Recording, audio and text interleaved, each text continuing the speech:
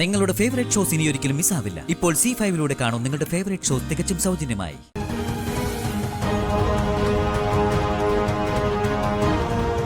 അറുത്തുമുറിച്ച് കളഞ്ഞതിനെ നീ കൂട്ടിയോജിപ്പിക്കാൻ ശ്രമിക്കണ്ട. അത് ഞാൻ സമ്മതിക്കുകയില്ല.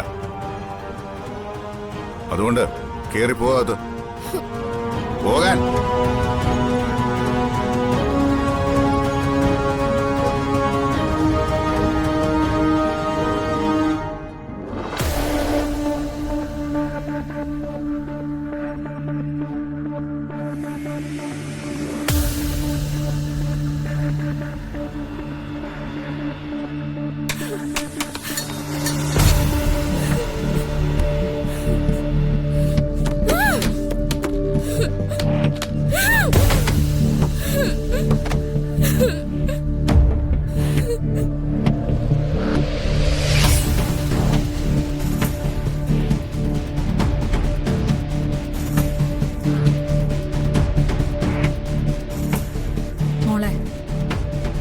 തൽക്കാലത്തേക്ക് അച്ഛനും സന്ദീപും ഒക്കെ പറയുന്നത് അനുസരിക്കേ നിവർത്തിയുള്ളൂ.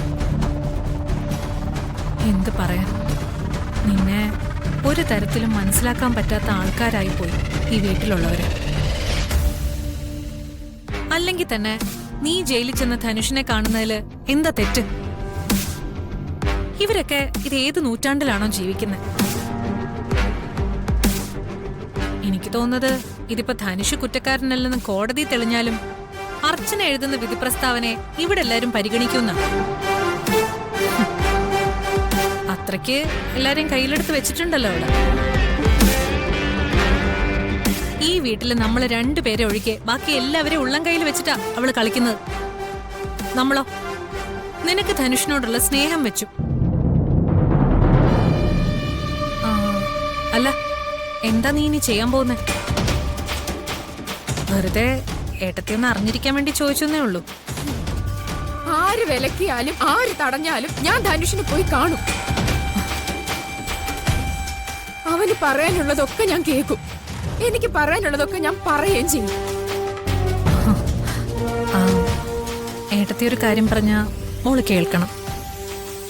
തൽക്കാലം നീ അവനെ കാണാൻ പോവാതിരിക്കുന്ന നല്ലത്. അത് മറ്റൊന്നും കൊണ്ടല്ല, അവൻ കുറ്റമൊന്നും ചെയ്തിട്ടില്ലാന്ന് നിന്നെപ്പോലെ തന്നെ എനിക്ക് ഉറപ്പുണ്ട്. അപ്പോ അവനെ കോടതി ജാമ്യത്തിൽ വിടും. അത് കഴിഞ്ഞ എപ്പോ വേണേലും നിനക്ക് അവനെ കാണാൻ സംസാരിക്കുകയൊക്കെ ചെയ്യാമല്ലോ. അല്ലെങ്കിലും ഈ ഒരു അവസ്ഥയില് നീ അവനെ കാണാതിരിക്കുന്ന മോളെ നല്ലത്. അത് ഇപ്പോഴുള്ള തകർച്ചയുടെ ആഘാതം കൂട്ടേ ഉള്ളൂ. അറിഞ്ഞുകൊണ്ട് സങ്കടങ്ങൾ വിലയ്ക്ക് വാങ്ങണം. ഇതെല്ലാം നീ ഇവിടെ ഇങ്ങനെ ഇരുന്ന് ഓരോന്ന് ആലോചിക്കുന്നോണ്ടാ. നീ കുറച്ചു ദിവസം കൂടെ ക്ഷമിക്ക. അവനിങ്ങി വരും. അതോടെ എല്ലാം ശരിയാവുകയും ചെയ്യും.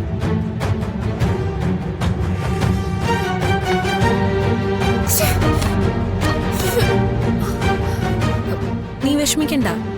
ഇതിനു പകരം ഞാൻ വേറെ സംഘടിപ്പിച്ചു തരാം. അത് കഴിച്ച് സമാധാനത്തോടെ കിടന്നുറങ്ങ്. പിന്നെ ആവശ്യമില്ലാത്ത ആലോചനകളൊന്നും മനസ്സിലേക്ക് വരില്ലല്ലോ.